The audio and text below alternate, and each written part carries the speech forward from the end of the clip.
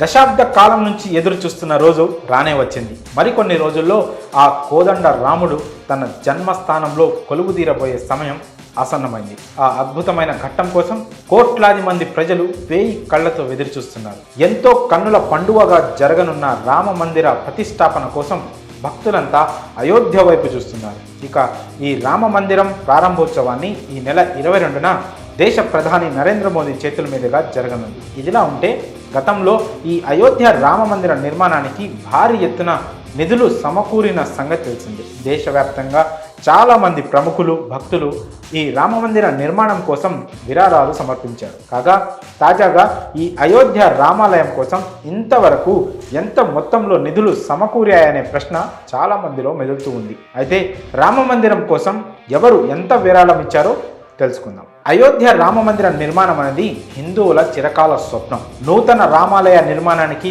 దేశవ్యాప్తంగా 11 కోట్ల మంది ప్రజలు తమకు తోచిన విధంగా విరాళాలు అందించారు. అయితే ఇప్పటి వరకు ప్రజల నుంచి 900 కోట్ల నిధులు సేకరించాలని రామ మందిర్ ట్రస్ట్ లక్ష్యంగా పెట్టుకుంది. కానీ గత సంవత్సరం 2023 ఆఖరి వరకు ఈ రామాలయ నిర్మాణానికి 5,000 కోట్లకు పైగా విరాళాలు అందాయి. శ్రీ రామ జన్మభూమి తీర్థ క్షేత్ర ట్రస్ట్ తెలిపిన వివరాల ప్రకారం రామ మందిర నిర్మాణం కోసం 3,200 కోట్ల విరాళాలు అందాయి. ఇప్పటి వరకు 18 కోట్ల మంది భక్తులు Punjab national bank, bank of Baroda ఖాతాల్లో 3,200 కోట్ల రూపాయలు జమ చేసినట్టు ఆలయ ట్రస్ట్ తెలిపింది. ఈ బ్యాంకు ఖాతాల్లో విరాళంగా వచ్చిన మొత్తాన్ని ట్రస్ట్ ఫిక్స్డ్ డిపాజిట్ చేసింది. దానిపై వచ్చిన వడ్డీతోనే ఇప్పటి వరకు ఆలయ నిర్మాణ పనులు జరిగినట్లు వెల్లడించింది. ఇక ఈ అయోధ్య రామ మందిర నిర్మాణానికి ఆధ్యాత్మిక గురువు కథకులు మొరారి బాపు అత్యధిక మొత్తంలో విరాళం ఇచ్చారు.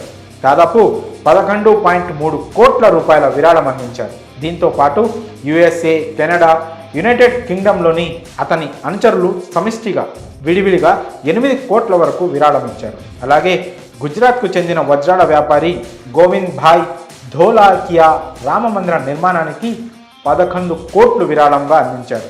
అమెరికాలో ఉన్న ఓ అజ్ఞాత భక్తుడు కూడా ఆలయ ట్రస్టుకు విరాళంగా 11,000 పంపించారు. కాగా అయోధ్యకు చెందిన రామ మందిర నిర్మాణానికి తొలి విదేశీ విరాళం ఇదే కావడం విశేషం. గతంలో మాజీ రాష్ట్రపతి రామ్నాథ్ కోవింద్ 2021 జనవరి 14న అయోధ్యలో రామ మందిర నిర్మాణానికి విరాళాలు సేకరించే ప్రచారాన్ని ప్రారంభించారు. ఇంకా దేశంలో అయోధ్య ఆలయ నిర్మాణానికి 5 లక్షలు చెక్కు రూపంలో విరాళం ఇచ్చిన తొలి వ్యక్తి కూడా రామ్నాథ్